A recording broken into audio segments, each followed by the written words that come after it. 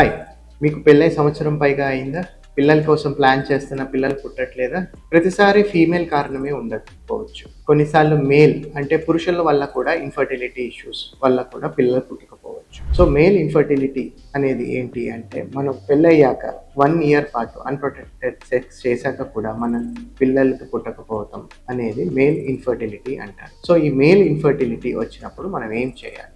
Mail infertility వచ్చినప్పుడు మనం ఏంటంటే ఫస్ట్ ఇవాల్యుయేట్ చేసుకోవాలి. దానికి కారణాలు ఏముంటాయంటే, ఒకటి లైఫ్ స్టైల్ చేంజెస్ అంటే మన లైఫ్ స్టైల్ వల్ల వచ్చే కారణాలు అంటే ఆల్కహాల్ వల్ల కానీ, స్మోకింగ్ వల్ల కానీ, ఒబెసిటీ వల్ల కానీ, వాటితో పాటు కొన్ని హార్మోన్స్ డెఫిషియన్సీ వల్ల కానీ, వీటితో పాటు టెస్టికులర్ అంటే స్పర్మ్కి అబ్స్ట్రక్షన్ అంటే ఏదైనా మనకి స్పర్మ్ వెళ్ళే దారిలో అబ్స్ట్రక్షన్ ఉండటం వల్ల అంటే అడ్డు ఉండటం వలన కానీ, వారికోసీల్ వల్ల కానీ, స్పర్మ్ క్వాలిటీ లేదా కౌంట్ తక్కువ ఉండటం వల్ల కానీ, స్పర్మ్ మొటిలిటీ తక్కువ ఉండటం వల్ల కానీ మనకి మేల్ ఇన్ఫర్టిలిటీ ఇష్యూస్ వస్తాయి. సో, ఈ మేల్ ఇన్ఫర్టిలిటీ ఇష్యూస్ వచ్చినప్పుడు మనము యూరాలజిస్ట్ కానీ ఆండ్రాలజిస్ట్ని కన్సల్ట్ అవుతే వాళ్ళు తగినైన టెస్ట్లు చేస్తారు.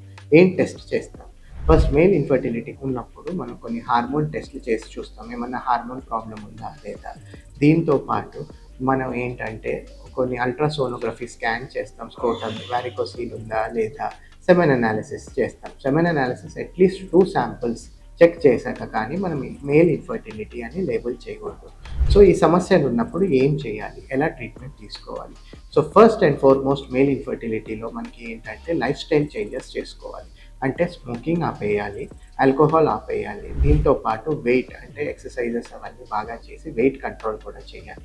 ఇవే కాకుండా మనం ఏంటంటే కొన్ని హార్మోన్ డెఫిషియన్సీస్ ఉన్నప్పుడు హార్మోన్ సప్లిమెంట్ చేయటం వల్ల కానీ, కొన్ని మెడికేషన్స్ వల్ల కానీ ఫర్టిలిటీ ఇంప్రూవ్ చేయొచ్చు. ఇవే కాకుండా ఏంటంటే స్పర్మ్ రిలేటెడ్ ఇష్యూస్ అంటే స్పర్మ్ కౌంట్ కానీ, స్పర్మ్ మొటిలిటీ కానీ, ఏమన్నా స్పర్మ్ మనకి క్వాలిటీ కానీ ప్రాబ్లమ్ ఉంటే మనము ఆర్టిఫిషియల్ రిప్రొడక్టివ్ టెక్నిక్స్ అంటే స్పర్మ్ ఎక్స్ట్రాక్షన్ టెక్నిక్స్ వల్ల స్పర్మ్ ఎక్స్ట్రాక్ట్ చేసి దాంట్లో ఆర్టిఫిషియల్ రిప్రొడక్షన్‌కి యూజ్ చేయొచ్చు. అంటే స్పర్మ్ ఎక్స్ట్రాక్షన్ టెక్నిక్స్ ఏముంటాయి అంటే టెస్సీ కానీ, లేదా టెస్సా కానీ, పెస్సా కానీ ఇలాంటివి చాలా టైప్స్ ఉంటాయి. ఈ స్పర్మ్ ఎక్స్ట్రాక్షన్ అనేది చేశాక దీన్ని ఐయుఐ ద్వారా కానీ, ఇక్సీ ద్వారా కానీ మన ప్రెగ్నెన్సీకి వెళ్ళొచ్చు. సో, మీకు మేల్ ఇన్ఫర్టిలిటీ ఇష్యూస్ ఉంటే ఫస్ట్ భయపడకండి. దీనికి ఇవాల్యుయేట్ చేసుకోండి. కారణం ఏంటో తెలుసుకోండి.